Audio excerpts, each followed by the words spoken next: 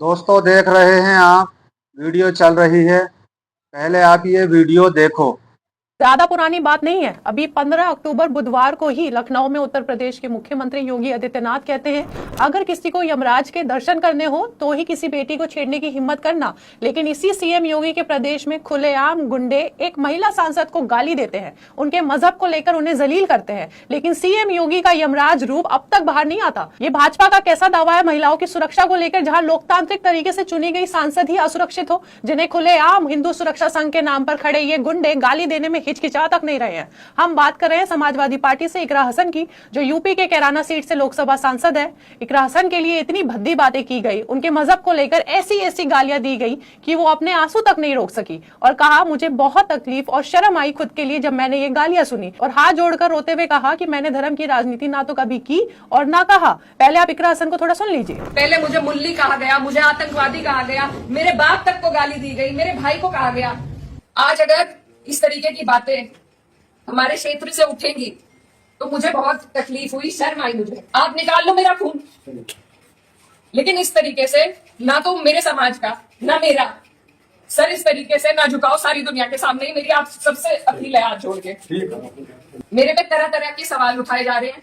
मैंने कभी धर्म की राजनीति नहीं करी, कभी जात बिरादरी की भी नहीं राजनीति करी। दोस्तों, बेशक इकरा हसन एक ऐसी नेता रही हैं जिन्होंने अपनी राजनीति में शुरू से मजहब को अलग रखा है। ऐसी कई खबरें मैं आपको दिखा और बता सकती हूं जहां इकरा हसन ने भाईचारे का ही पैगाम दिया है। इसी साल 2025 की बात है, जब इकरा हसन ने सहारनपुर में कांवड़ यात्रा को लेकर बने कैंप में पहुंचकर भगवा पटका पहना और शिव भक्तों को प्रसाद बांटा। ये खबर भी देखिए, जहां इकरा हसन 3 कांवड़ कैंप में पहुंची और वहां अपने हाथों से खाना और प्रसाद परोसा। साथ ही ये भी कहा कि ये सेवा उनके लिए मानवीय सेवा का काम है। अब ऐसे में आप और मैं भी एक महिला होने के नाते इकरा हसन को गालियां देने वाले इन गुंडे और मवालियों को कैसे बर्दाश्त करें। अब आपको सारा मामला समझाते हैं। सारा मामला शुरू हुआ था 3 अक्टूबर को, जब सहारनपुर के गंगो नाम के एक गांव में कुछ असामाजिक तत्वों ने शिव मंदिर को तोड़ दिया, जिसके बाद हिंदू सुरक्षा सेवा संघ का जिला अध्यक्ष रोहित प्रधान ने अपने कुछ साथियों के साथ इलाके में हुड़दंग करते हुए बाइक रैली निकाली। इस बाइक रैली में जय श्री राम का नारा लगाते हुए संसद में बैठने वाली कैराना से महिला सांसद इकरा हसन के खिलाफ खुलेआम अभद्र नारेबाजी की, उनके और उनके मजहब को लेकर इतनी भद्दी भद्दी बातें और गालियां दी जो हम आपको सुना भी नहीं सकते। जय श्री राम, जय श्री राम। इकरा हसन, इकरा हसन मुर्दाबाद, इकरा हसन मुर्दाबाद।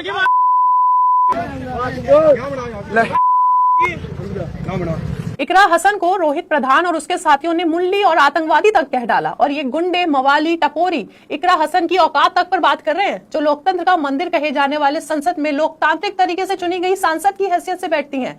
सुनिए इन मवालियों को जरा, जो इकरा को जिहादी तक भी बता रहे हैं। इतनी औकात हो गई है इसकी इकरा हसन की। और मैं सही कहा छोटे भाई ने कि ये जो जिस तरीके से ये कहती है कि मैं गुजर हूं, वो गुजर कैसे हो सकती है? गुजर हमारे बहुत ताकतवर, हमारी एक क्षत्रिय कौम है, और ये लोग कट्टरपंथी जिहादी, मैं कह रहा हूँ ये सीधी सीधी। दोस्तों, शर्म की बात तो ये है कि सीएम योगी प्रदेश में औरतों को छेड़ने पर यमराज बनने की बात करते हैं, कन्याओं के पैर धोते हैं, लेकिन उसी सीएम योगी के राज में धर्म की आड़ में महिला सांसद के खिलाफ गाली देने वाला ये गुंडा रोहित गिरफ्तार होने के बाद एक ही रात में बाहर भी आ जाता है। योगी के राज में महिलाओं को लेकर ये कैसा इंसाफ है, या फिर भाजपा का महिलाओं के लिए इंसाफ मजहब के आधार पर होगा? ये गुंडे इकरा हसन के पिता को भी गाली देते हैं, लेकिन ये गुंडे क्या इस बात से बेखबर है कि जब ये पैदा भी नहीं हुए थे तब से राजनीति इकरा हसन के परिवार के खून में है। इकरा हसन के दादा चौधरी अख्तर हसन ने मायावती को हराकर 1984 में कांग्रेस में रहकर लोकसभा चुनाव जीता था।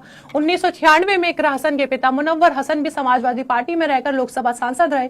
उनकी मां तबस्सुम हसन ने 2009-2018 में कैराना लोकसभा सीट जीती। इकरा का बड़ा भाई नाइद हसन भी 3 बार विधायक रह चुके हैं, और इकरा हसन, जो 26 अगस्त 1994 में पैदा हुई, अपने इलाके की पहली युवा सांसद है। इकरा हसन लंदन से इंटरनेशनल पॉलिटिक्स एंड लॉ में पोस्ट ग्रेजुएशन करके भारत आई थी, जब उन्होंने 2024 लोकसभा चुनाव में बीजेपी के प्रत्याशी को 59,000 वोटों से हराया था। अब आप सोचे भाजपा का महिलाओं को लेकर ये न्याय, जहां ऐसी पढ़ी लिखी, काबिल और राजनीतिक परिवार से आने वाली महिला सांसद को खुलेआम गाली दी जा रही है और उनके मजहब को लेकर उन्हें जलील किया जा रहा है। और ऐसा करने वाले कौन?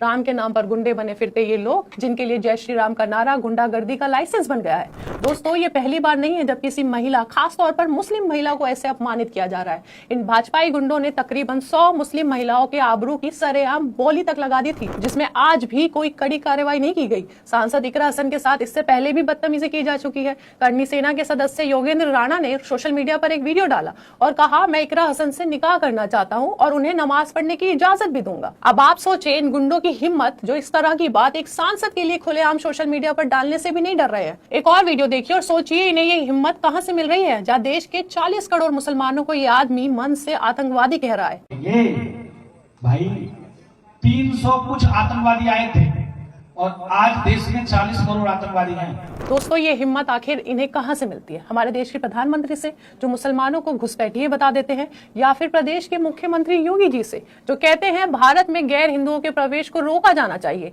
अगर एक हिंदू लड़की का धर्म परिवर्तन हुआ तो वो 100 मुस्लिम महिलाओं का धर्म परिवर्तन कराएंगे। प्रधानमंत्री, मुख्यमंत्री की इस तरह की बयानबाजी इन गुंडों को शह देने के लिए काफी है। आपसे यही सवाल है, मैं भी एक महिला हूँ और एक मुस्लिम महिला हूँ जो अपना काम कर रही है, वहीं इकरा भी एक महिला है और मुस्लिम महिला है जो अपना काम कर रही है। तो क्या हमें इज्जत और सुरक्षित रहने के लिए इन गुंडों से सामना करना होगा? ये गुंडे जो भाजपाई समर्थक हैं, मर्यादा पुरुषोत्तम राम का नारा लगाते हैं और मुस्लिम महिलाओं के लिए अपनी भाषा पर कोई मर्यादा नहीं रखना चाहते। दोस्तों, राजनीति में विवाद और बयान आम बात है, लेकिन जब विवाद एक महिला की गरिमा को छूने लगे तो समाज को सोचना चाहिए कि हम इस देश में कहां खड़े हैं। बहरहाल, इकरा हसन आज भी अपने काम पर डटी हैं और इन गुंडों से डरी नहीं, बल्कि उसी गाँव में पहुंचकर अपनी लड़ाई लड़ रही है। मेरे पे तरह तरह के सवाल उठाए जा रहे हैं। मैंने कभी धर्म की राजनीति नहीं करी, कभी जात बिरादरी की भी नहीं राजनीति करी। मेरे लिए सब मेरे अपने हैं। जहां जिसे मेरी जिस वक्त समस्या होगी, जिस वक्त मेरी जरूरत होगी, मैं वहां पहुंचूंगी। चलिए दोस्तों, आज के लिए इतना ही।